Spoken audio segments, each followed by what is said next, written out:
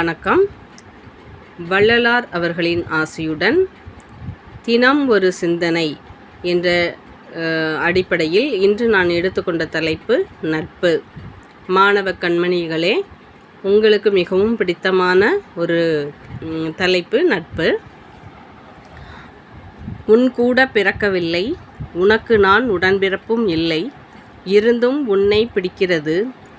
உள்ளங்கள் ஒன்றாகி உணர்வுகளில் கலந்திருக்கும் உடன்பிறவா நம் உறவுக்கு இன்றல்ல நாளையல்ல என்றென்றும் வாழ்வு உண்டு, நட்பு உண்டு என்ற ஒரு புது கவிதையுடன் இன்று நட்பு பற்றி பேச விளைகின்றேன்.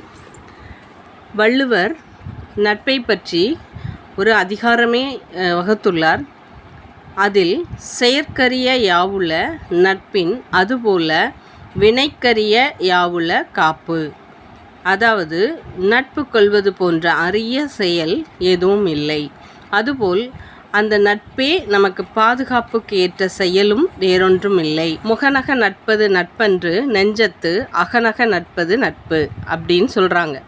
அதாவது நம்ம பார்க்கும்போது மட்டும் அப்படியே முகத்தை மலர்ந்து இப்படி நட்பு செய்கிறாங்க. அந்த நட்பு நட்பே கிடையாது. அப்புறம் நம்ம இல்லாத சமயம் நமக்கு பின்னாடி நம்மளை பற்றி பேசுவாங்க. நெஞ்சமும் மலரும்படியாக உள்ள நட்பே நட்பு அப்படிங்கிறாங்க. இதுக்கு ஒரு பெரிய உதாரணம் சங்க காலத்தில் சொல்லியிருக்கிறாங்க. பிசிராந்தையாருங்கிற கவிஞருக்கும் கோப்பெருஞ்சோழன் அப்படிங்கிற மன்னனுக்கும் உள்ள நட்பை பற்றி. கவிஞர் பிசிராந்தையார் என்பவர் மதுரைக்கு அருகில் உள்ள பிசிர் என்ற கிராமத்தை சேர்ந்தவர். அவருடைய பேர் அந்தையார். அந்த ரெண்டும் சேர்ந்து பிசிராந்தையார் அப்படின்னு வந்துருச்சு. பாண்டியன் அறிவுடை நம்பி மற்றும் கிள்ளி என்ற பெயரில் அறியப்பட்ட கோப்பெருஞ்சோழன் ஆகியோர் காலத்தில் வாழ்ந்தவர் தான் அந்த பிசிராந்தையார். கோப்பெருஞ்சோழன் ஒரு மன்னன். இவர் அந்த பிசிராந்தையாரும் ஒருத்தர் நேரில் பார்த்தது கூட கிடையாதான். ஆனால் அவர்களுக்குள்ள ஒரு உணர்ச்சி பூர்வமான ஒரு பற்று இருந்தது, ஒரு நட்பு இருந்தது அப்படின்னு சொல்கிறாங்க. கோப்பெருஞ்சோழன் அவரை பார்க்கணும் நினைக்கிறாரு, பார்க்க முடியல. கடைசியில் அவர் அந்த காலத்தில் வடக்கிருந்து உயிர் விடுறாங்க அப்படின்னு சொல்லுவாங்க. வடக்க பார்க்க உட்காந்து அவங்க பசியோடு இருந்து இறந்து போயிடுவாங்களாம். அப்படி ஒரு வழக்கம் இருந்துச்சு. அப்போது அவருக்கு அந்த கோப்பெருஞ்சோழனுக்கு பிசிராந்தையாரை பார்க்கணுன்னு ஒரு ஆசை இருந்துச்சு. அப்போ எல்லாரும் சொன்னாங்களா, நீங்கள் உட்காந்துட்டீங்க, இன்னும் பிசிராந்தையார் வரல, அதனால் நீங்கள் அவரை பார்க்க முடியாது அப்படி சொன்னாங்களாம். ஆனாலும் இவர் நம்பிக்கையோடு என்னுடைய நட்பு உண்மையானது, ஒருத்தர் நேரில் கூட பார்க்கல. அதை தான் அவர் சொல்கிறார். முகநக நட்பது நட்பன்று நெஞ்சத்து அகநக நட்பது நட்பு அப்படின்றார். அவங்க உள்ளத்துக்குள்ளே ரொம்ப அன்பாக இருந்திருக்கிறாங்க, நட்பாக இருந்திருக்கிறாங்க. அதனால் அவர் எப்படி வந்துடுவார், அதனால் எனக்கு பக்கத்தில் ஒரு இடம் போடுங்க அப்படின்னு சொல்லிட்டு அவர் உயிரே விட்டுட்டாராம். அதுக்கப்புறம் பிசிராந்தையார் அழுது புலம்பி, என்னுடைய நண்பன் எனக்காக காத்திருந்து இறந்துட்டார், நான் நீ எதுக்கு உயிரோடு இருக்கணும். அவரும் அதே இடத்துல உட்காந்து அவருக்குன்னு அந்த கோப்பெருஞ்சோழன் எங்கே ஒதுக்குனாரோ அந்த இடத்துல உட்காந்து உயிரை விட்டுட்டாராம். இதுதான் நட்பு, உண்மையான நட்பு இதுதான் அப்படின்னு சொல்கிறாங்க. ஒரு நட்பு அப்படிங்கிறது எல்லா நேரங்கள்லேயும் நம்மளுக்கு துணையாக இருக்கணும். ஒரு கஷ்ட காலத்தில் உதவுற ஒரு நட்பாக இருக்கணும். அதுதான் நட்பு, உண்மையான நட்பு என்பது அப்படி தான். நம்ம ஒரு நட்பு அப்படிங்கிறது கூடா நட்பாக இருக்கக்கூடாது. கூடா நட்பு கேடாய் முடியும். ஒரு நண்பர்கள் சூஸ் பண்ணும்போதே நம்ம ஆராய்ந்து எடுக்கணும். அவங்க நமக்கு செட் ஆவாங்களா, நம்மளுடைய எல்லா விஷயங்களுக்கும் இவங்கக்கிட்ட நம்ம பகிர்ந்துக்கலாமா, இவங்க உண்மையாக இருப்பாங்களா அப்படின்னு சொல்லிட்டு ஒரு நண்பரை தேர்ந்தெடுக்கணும். தேர்ந்தெடுத்ததுக்கு அப்புறம் அவங்கக்கிட்டேருந்து பின்வாங்கக்கூடாது.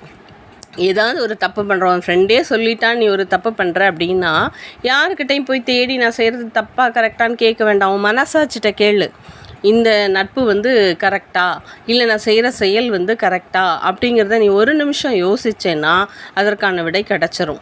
உன் மனசாட்சியை மீறி எதுவும் சொல்லாத. ஒரு உண்மையான நட்பு உன் மனசாட்சி தான். உண்மையான நண்பன் அப்படிங்கிறது மனசாட்சி. மனசாட்சியை விட ஒரு பெரிய ஒரு நட்பு எதுவுமே இல்லை அப்படின்னு சொல்கிறேன். என்னோடய ஃப்ரெண்ட்ஷிப்பை நான் சொல்லணும் அப்படின்னு சொன்னால், எனக்கு என் ஃப்ரெண்டு சுதா, அவளை நான் எப்போவுமே என்னுடைய உயிர் தோழியாக நினைப்பேன். 11th 12th நாங்கள் 2 பேரும் ஃப்ரெண்ட்ஸாக இருக்கிறோம்.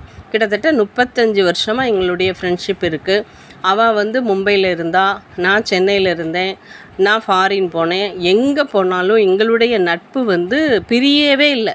அது கடிதம் மூலமாக, அப்போல்லாம் கடிதம் மூலமாக தொடர்பு கொண்டோம். அதுக்கப்புறம் ஃபோன் வந்தது, லேண்ட்லைனு. இப்போ வந்து செல்ஃபோனு. எல்லா விதத்துலேயும் எங்களுடைய நட்பு தொடர்ந்துக்கிட்டே இருக்குது. ஒரு உண்மையான நட்பு அப்படிங்கிறதுக்கு அழிவே கிடையாது. அவளுக்கு ஒரு கஷ்டம்னா நானும், எனக்கு ஒரு கஷ்டம்னா நானும், எனக்கு ஒரு வழிகாட்டுதல் தேவைப்பட்டதுன்னா அவளும், அவளுக்கு ஒரு வழிகாட்டுதல் தேவைப்பட்டதுன்னா நானும் உதவுறேன். இதுதான் நட்பு. இப்படி தான் நட்பு இருக்கணுமே ஒழிய நம்மளை வந்து எதுலையாவது பிடிச்சு கொண்டு விடுற மாதிரி, ஒரு தவறான செயல்களில் நம்மளை வந்து ஈடுபடுத்துறதுக்கு யூஸ் பண்ணுற ஃப்ரெண்ட்ஷிப்பாக இருக்கக்கூடாது. இதையே வள்ளலார் வந்து கடவுள்கிட்டையே கேட்குறாரு, எனக்கு நட்பு எப்படி இருக்கணும் அப்படின்னு சொல்லி கேட்குறார். ஒருமையுடன் இனது திருமலரடி நினைக்கின்ற உத்தமர்தம் உறவு வேண்டும்.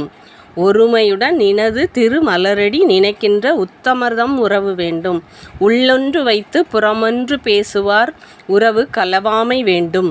உள்ளொன்று வைத்து புறமொன்று பேசுவார் உறவு கலவாமை வேண்டும். பெருமை பெறும் நினது புகழ் பேச வேண்டும். பொய்மை பேசாதிருக்க வேண்டும்.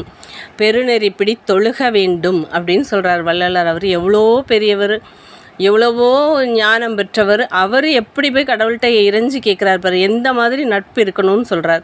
இது மாதிரியான நட்பு தான் நமக்கு இருக்கணும். நண்பர்களுடன் இருந்தால் மட்டுமே கவலைகள் தொலைந்து விடுகிறது, சோகங்கள் மறந்து விடுகிறது, வலிகள் நினைவற்று விடுகிறது. எனவே நல்ல நண்பர்களுடன் சேர்ந்து மகிழ்ந்து மாணவ பருவத்தை கவலையின்றி வாழ வாழ்த்துகிறேன். நன்றி.